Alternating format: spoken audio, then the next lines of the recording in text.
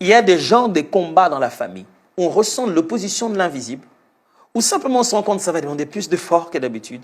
On se dit simplement que, bon, ok, il y a trop de récidives dans ce domaine. On essaie d'arranger, mais ça s'abîme. On essaie d'arranger, ça s'abîme. Les combats, comme j'ai dit, peuvent poursuivre la descendance. Si on a notre combat, on n'a pas su le vaincre, on n'a pas su vaincre dans ce combat-là, ça peut aller dans une génération, suivre une autre génération, et encore une autre génération. Et tout le monde répète le même combat, et il est possible qu'il répète la même défaite. Je prie pour Dieu dans ta vie, que tu puisses gagner tes combats, et que tes enfants gagnent leurs combats, et que le combat que tu as gagné, aucun de tes enfants n'ait encore à se battre. Que les ennemis que tu as terrassés ne se lèvent pas pour poursuivre tes enfants. Que tu puisses les terrasser à telle enseigne que même tes enfants et les enfants de tes enfants n'aient plus à répéter les mêmes combats que toi. Lègue-leur une victoire. Jésus nous a ligué non seulement un combat, il nous a laissé aussi la victoire assurée, parfaite. De ce que nous nous battons plus, nous donnons des ordres. Je prie que le combat que tu vis dans ta famille maintenant, le jour où tu vas fonder ton propre foyer, que ce combat-là ne te poursuive pas et que le combat qu'il y a dans ton foyer ne poursuive jamais tes enfants au nom de Jésus-Christ. L'un des véritables combats, un des domaines pour lesquels on sent qu'il faut plus d'efforts. On a l'impression qu'on essaie de faire, mais derrière, il y a comme une force invisible qui nous empêche de le faire. Il y a comme une sorte de répétition des scénarios. On a bien commencé, puis boum, ça s'arrête et on reprend à zéro. Un des domaines dans lesquels les familles se battent, c'est le domaine d'épargner et d'investir.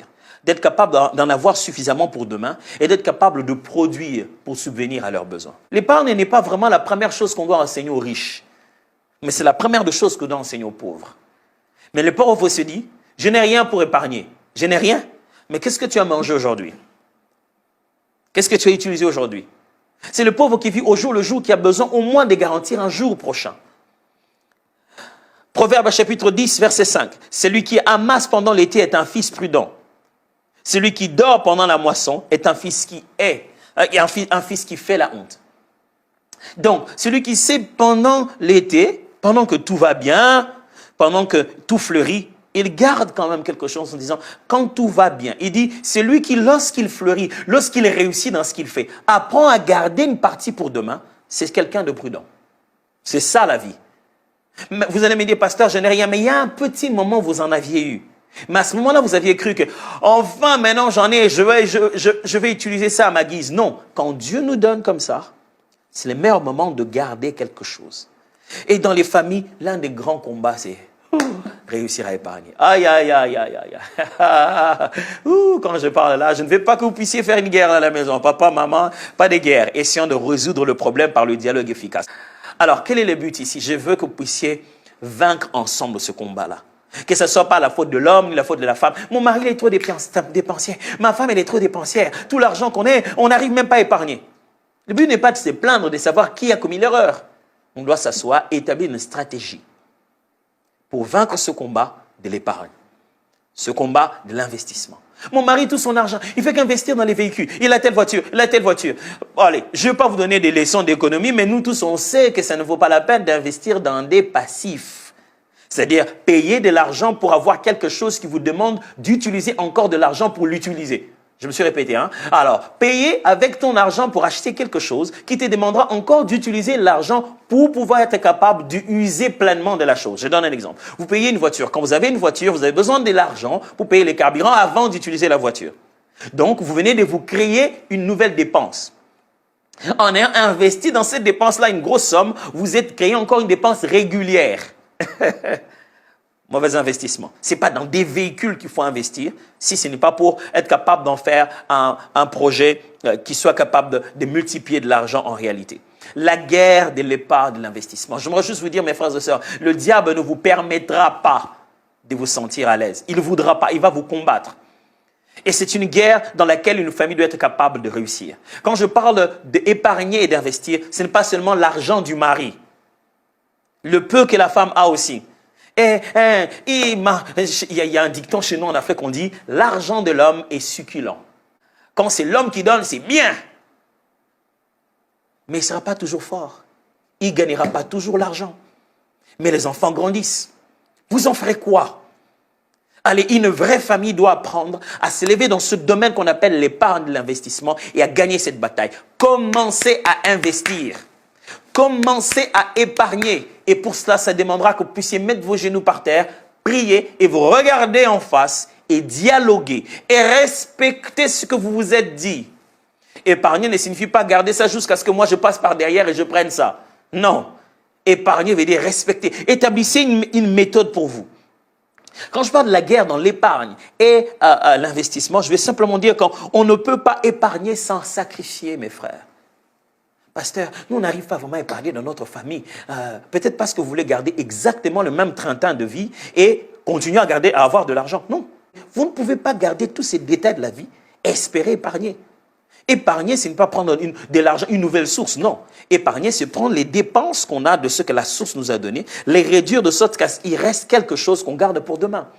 Celui qui veut épargner, veut en fait sacrifier. Faites une liste de priorités et dites-vous qu'est-ce que vous pouvez sacrifier. Franchement, il est possible que vous puissiez sacrifier une boisson à prendre à midi. Il est possible que vous puissiez sacrifier certains déplacements inutiles, des transports à payer inutilement. Sacrifier quelque chose.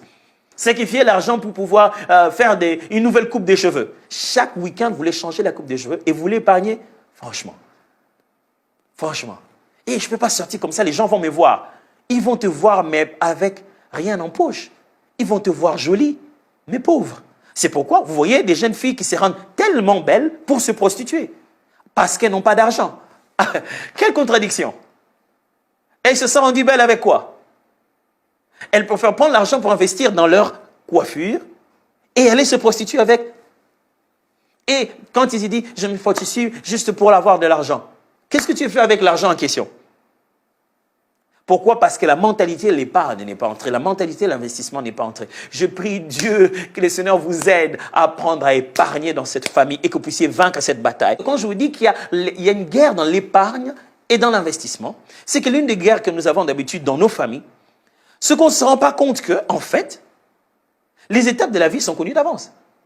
Vous n'êtes pas un extraterrestre qui vient d'arriver sur la Terre et vous ne savez pas que la vie commence par naître, grandir, il faut acheter des habits, il faut aller à l'école, et après il faut se marier, et après avoir travaillé, il y aura les vacances, il faut voyager. Ces étapes sont connues d'avance. Il y a la saison sèche et la saison de pluie ici en RDC. C'est connu d'avance. C'est pour ça que vous devez vous préparer. Allez, il ne faut pas que le jour où vous voulez vous marier, vous partagez à tout le monde de faire part. Vous savez que vous voulez vous marier, vous pensez à ça, vous priez pour vous marier, mais vous continuez à acheter des belles chemises pour impressionner les jeunes filles. Mauvais investissement. Vous deviez commencer à garder cet argent pour être capable, un jour, de pouvoir payer la dot vous-même. Et il y a des gens qui se marient comme ça et qui se plaignent, vraiment, moi j'ai voulu me marier, personne ne m'a soutenu. C'est pas une affaire collective, ça. C'est pas un investissement, c'est pas une corporation. On n'essaie pas de faire une entreprise. Tu veux te marier, tu devrais te préparer pour ça. Et vraiment, mon enfant, vraiment, pasteur, aidez-moi, ma femme va accoucher, je ne sais même pas, je n'ai rien. On n'essaie pas d'avoir quelque chose quand sa femme accouche. Elle va faire 9 mois avec ce ventre en train d'être emballé à la maison et tu n'as même pas pensé préparer quelque chose. Et c'est un grand combat. Surtout chez nous en Afrique. Il y a d'autres relations qui ne sont pas la relation familiale que nous avons, d'autres personnes externes qui sont un véritable combat pour nos familles. Oh oui. L'un des grands combats dans la famille, c'est comment faire en sorte que les enfants, quand ils sortent, dans leur tête, une autre sagesse impure n'y entre pas. Ça, c'est un grand combat. Comment me battre pour mes enfants, pour que... Comment je vais surveiller les choses auxquelles ils vont croire? Comment je vais surveiller les pensées que les collègues, les amis vont mettre dans leur tête? Comment je vais veiller sur ce que les collègues de ma femme au boulot lui mettent dans la tête? Ses amis de Moziki, ses sœurs avec lesquelles il rentre de l'église. Comment je vais veiller pour savoir ce que les collègues de mon mari mettent dans sa tête? Dans la famille, il y a tellement d'apports extérieurs qui bouleversent l'équilibre intérieur et qui nous fait perdre complètement notre direction. Quand je parle ici de l'influence extérieure, je vais juste dire que toute sagesse n'est pas bonne pour nous. Ah oui, mes frères, on doit l'apprendre. Toute sagesse n'est pas bonne pour nous. Écoutez-moi, on est entouré des gens qui ont leur formule de sagesse, qui vont vous dire comment ça marchait chez eux, qui vont vous dire, ah non, c'est toi qui laisses. Moi, ma femme, quand elle m'appelle comme ça, elle m'appelle à tout moment, je dis, écoute, si tu m'appelles encore, je vais m'énerver. Il faut t'énerver des fois. Non, ta femme n'est pas sa femme. Non, non, ne fais pas ça. Ton mari n'est pas son mari. Ton père n'est pas son père. Vous n'êtes pas obligé de prendre n'importe quelle sagesse. Faites attention. Je prie Dieu pour qu'il protège le membre de votre famille afin qu'il ne ramène pas dans la maison des choses qui vont vous détruire. Ils ne le ramèneront pas parce que c'est un papier ou c'est matériel. C'est dans leur tête, ça forme leur mentalité. Que Dieu protège votre mari, vos enfants, votre femme, vos grands frères, vos petits frères. Que le Seigneur le protège de pouvoir amener quelque chose de destructrice dans la maison. Vous savez, toutes ces personnes qui nous disent « Ah, vous aurez dû faire ceci. Ah, moi, dans la famille, j'ai fait ça. Je ne sais pas pourquoi pour vous. » Ils vous donnent des sagesses, soi-disant sagesse. Mais quand il y a des conséquences, ils ne vivront pas avec vous. Jamais. Ils vont vous laisser souffrir. Écoutez-moi bien. Tout ce qu'on vous dit de l'extérieur contre votre famille, ces gens-là n'en seront pas responsables. Alors, s'il vous plaît, n'amenez pas n'importe quoi dans la famille. C'est un grand combat. Protégez votre famille de mauvaises choses qui entrent dans votre tête. Ah, j'aimerais le répéter. Protégez votre famille de vous, de ce que vous devenez et de ce que vous entendez. Protégez votre famille de vous, de quand vous devenez une porte des philosophies étrangères. Protégez votre famille de ça.